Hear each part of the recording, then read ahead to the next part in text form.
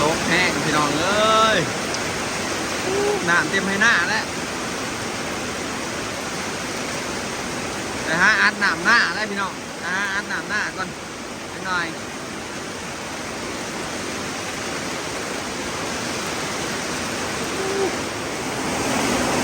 ตกแห้งคักตกแห้งคักพี่น้อง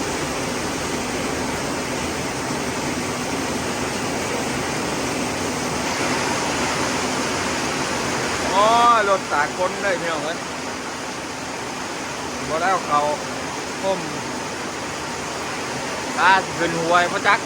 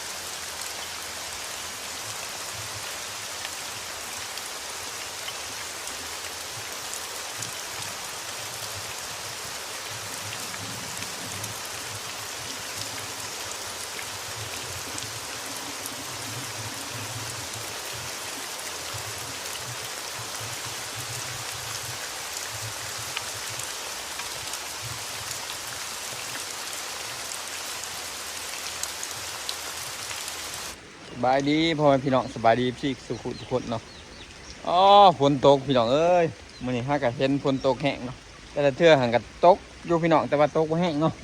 ตกเพราะอย่างว่าคุมเมออยู่หรอกแต่ว่าตกบ่ค่อยแห้งมื้อนี้โอ้แห้งเติบได้น้ำจนมีได้ให้หน้าผู้แถวน่ะเนาะโอ้ตกโอ้เถียงหน้าเฮาก็เปียกเบิดพี่น้องเนาะเถียงบ่ได้แอมพี่น้องเอ้ยเดี๋ยวรอฮะอันน้ำหน้าก็พี่น้องเอ้ยโอ้โทรศัพท์สิเปียกบ่จักเว้ยโอ้น้ำเขากล่องโทรศัพท์บ่ได้ไปบ่ได้พี่น้องฝนมาแห้งนะเดี๋ยวโทรศัพท์สิเปียกเนาะโอ้ไก่เขาตากฝนเลย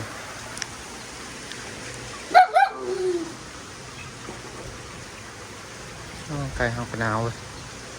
เขาห่มก่อนพี่น้องเอ้ยลบฝนก่อนตอนนี้กับฝนเศร้าเนาะพี่น้องโอ้บรรยากาศดีขนาดพี่น้องเอ้ยหลังฝนตกไก่เขากะออกมาจากขอบวันนี้เขาก็ชื่ออันนี้เนาะพี่น้องชื่อหน่อไม้ต้นไผ่มาปลูกเนาะหน่อไม้หวานเนี่ยก็มีหน่อไม้อย่างไรลืมชื่อกับต้นอันนี้เนาะต้นผักคาหรือว่าต้นสะอมเนาะพี่น้องซื้อมา2 กบเพราะว่าเขามากินเนาะมากินผักคามากินสะอมพี่น้องเนาะไปปลูกใช้ๆแล้วจะคิดติดนะปลูกโน่นหมดละปลูกใช้ๆหน่อก็ไผ่เลยเนาะโน่นนี่วะใช่นี่วะก็ไผ่นี่ขาก็ยังมีได้ขานี่พ้นตื่นขึ้นมานะก็ไผ่ต้องเอาปลูกโน่นเนี่ยเนาะพี่น้องเมื่อบางปีกายเขามาปลูก2 ต้นหันมันตายเว้ยแบบมันบวมหนามเนาะปลูกบวมหนามมันก็เนาะ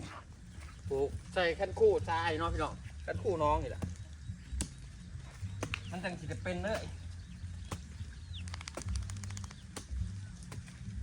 หน่อไม้หวาน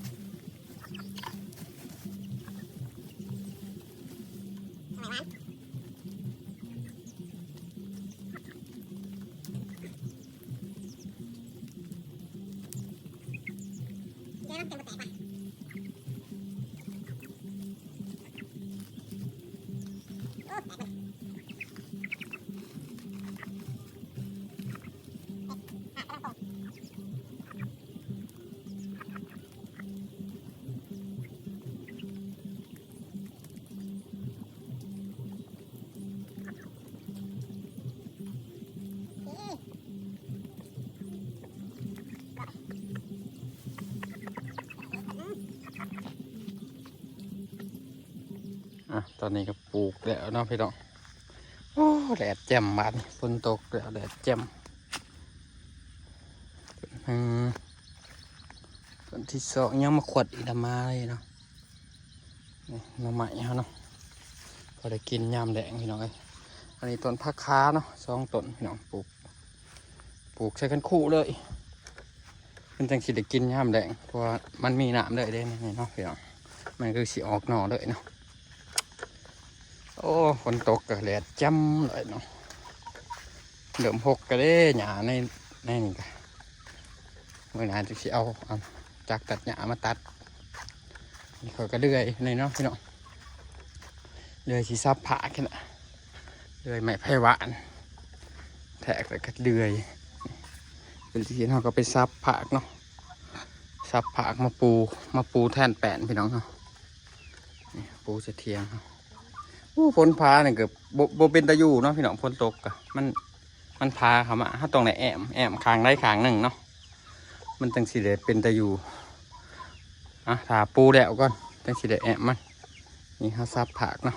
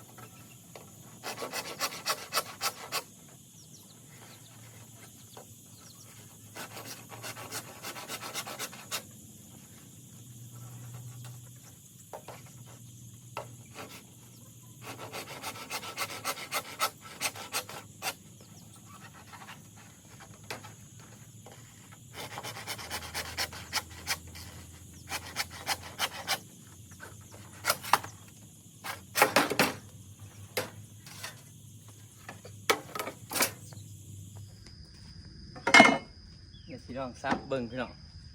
บ่เคยซับผักจักเถื่อเป็นตะปูเผาพี่น้องซับ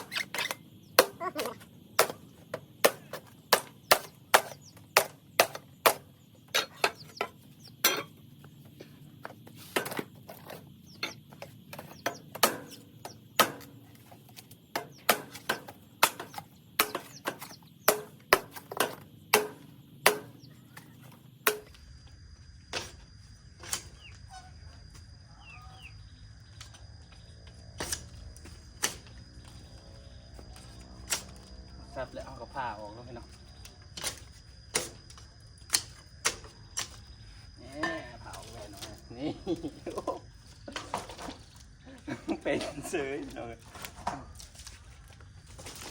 นี่โอ้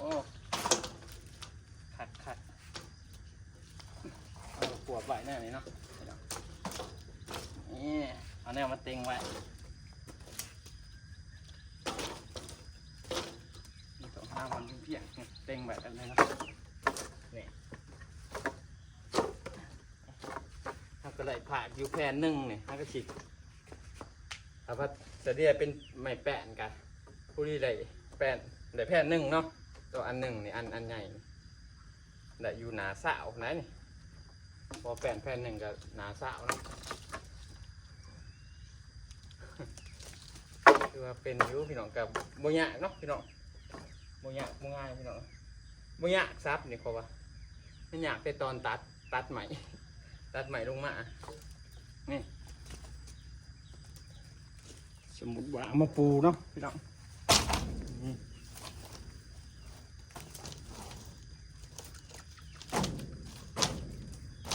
นี่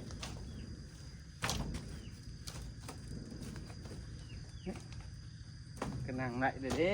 เนาะโอ้คักละจะหาซ้อตามันออกงับนั่นบนมันเป็นตาบนขาโซ่โอเคไหลเลยพี่น้องเลยตอนนี้ก็ค่ำแล้วพี่น้องเลยผักหรอก็ไหล3 อันอื่นจังซานต่อซับผักเกลือไก่เนาะเกลือไก่เกลือปลาเดี๋ยวสิเอาปลามากินแรกงับพี่น้องเอ้ยปลามากินแรกบานแฮเอาปลามากินแรกงับ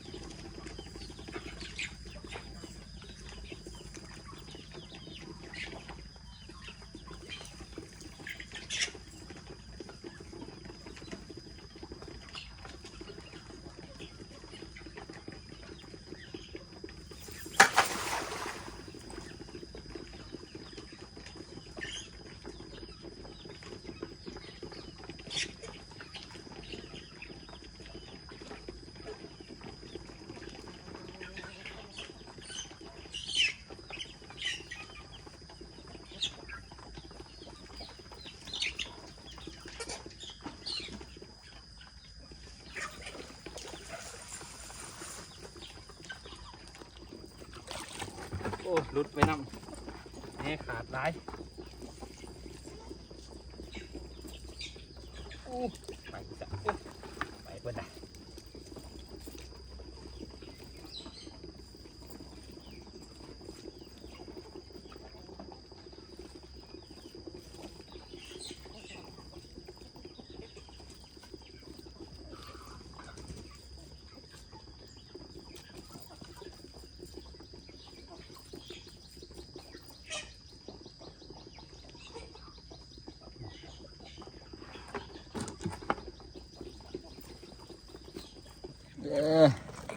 2 4 6 โตพี่น้องเนาะ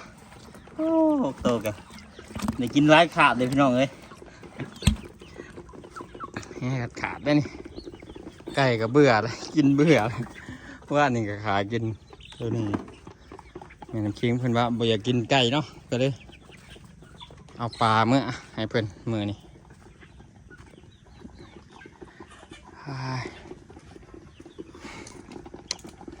อื่นจังค่อยซานต่อเบียกงานเฮาซับผักถือว่าโอเคแหละซับเป็นแหละบ้านถือว่าคักแหละบ้านประหยัดงบไปไล่เติบเนาะซื้อไม้แปะนี่ก็ทูพี่น้องแพงหลายไม้แปะเนาะใส่ไม้ผักนี่ก็ทนนี่ได้พี่น้องหลายปีเนาะ ราะมันบ่ถือฝนเลยคันบ่ถือฝนมันบ่ถือฝนถือแดดมันก็โทษให้บ่ตัวนี้อันนี้ว่าถือฝนนั่นนี่แต่น้ำคิง6 ปีเลยเนาะผ่าตัวนี้ไปพี่น้องมาเราจะปิดคลิปไปเพียงแค่นี้เนาะพี่น้องการติดตามอีพีต่อไปพอกันอีพีหน้าเสร็จเมื่อละบาด